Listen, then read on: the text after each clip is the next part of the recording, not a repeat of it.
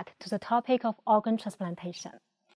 In the previous section, we have gone through the whole text in detail. You may have noticed a lot of expressions related to organs. Now it's time for us to find them out together. If we need an organ for transplantation and we do not have one, there will be an organ shortage.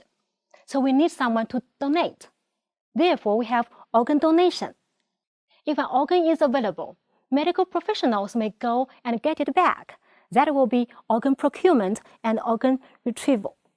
Since we have the organ supply. Then, the next step is for the doctors to allocate it to the appropriate patient. This process is organ allocation. Then we do the organ transplantation, and people who donate organs may get something in return. That is organ compensation. What kind of organs do we usually get? Cadaveric organs from the deceased donors, or the living organs from the living donor. Since we have donors who give their organs to others, we also have the recipients who receive the organs. Organ transplantation may cause some ethical problems or ethical dilemmas, as the title of the passage suggests. Then if someone violates the ethics of organ transplantation, there might be ethical violation. So we must put some ethical limits on certain behavior of people. Okay, it's time for you to do your writing now. When it comes to writing, we all know that it is necessary for the sentences, ideas, and details to fit together clearly. So that readers can follow along easily, the writing is coherent, and the ideas will tie together smoothly. To establish the links that readers need, you can use some cohesive devices or a combination of devices. One of the obvious cohesive devices used in this text is the use of pronouns.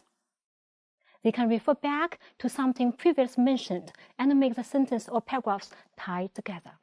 In this text, we can easily find the use of pronouns in several places.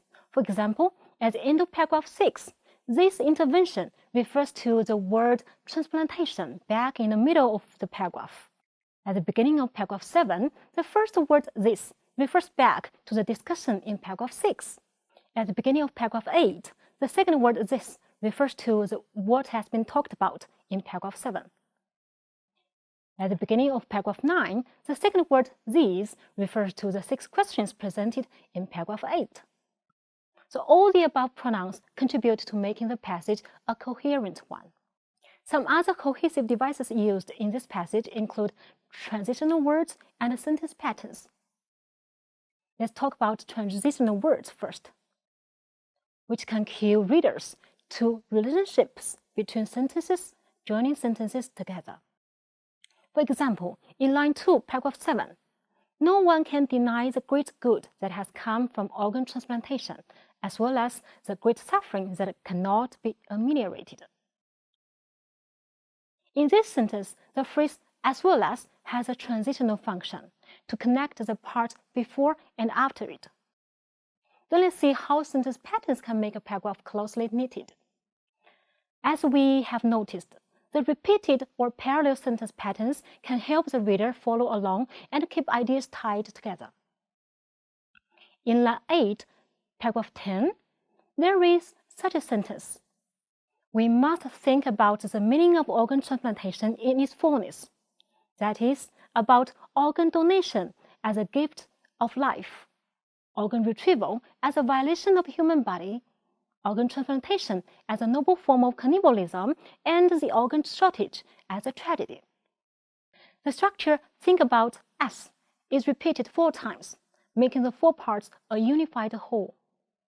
Well, before I introduce the writing topic, let's first watch a piece of news. Last year, China banned the harvesting of organs from executed prisoners. It ended a practice long criticized by the international community.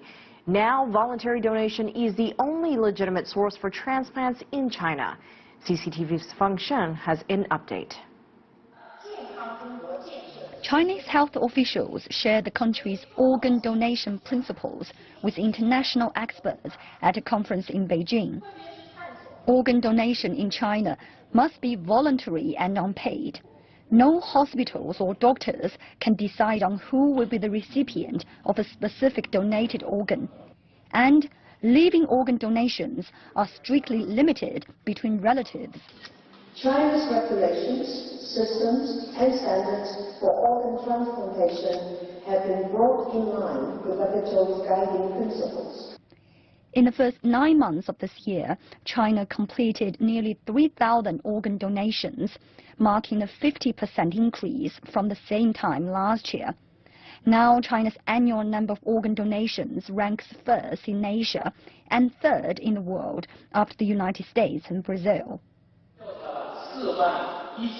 We did an online survey with more than 41,000 respondents. 45% of them said they were willing to become organ donors. The remaining 55% said they still know little about our system. They don't trust us yet. They need a sound legal system. They need an end to organ trading.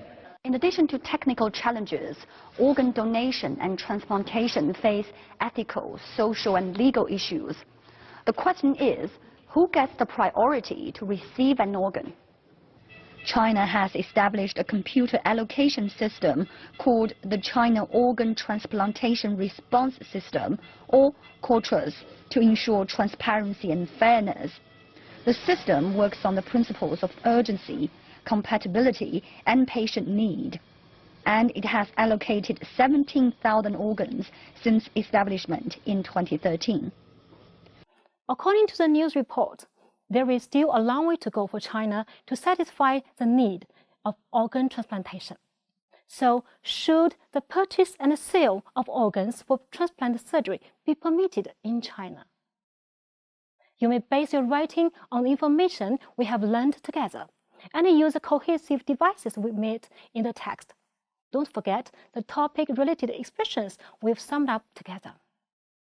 Here are some useful websites for your reference if you want to know more about organ transplantation. I hope they can be of some help. So much for the topic of organ transplantation.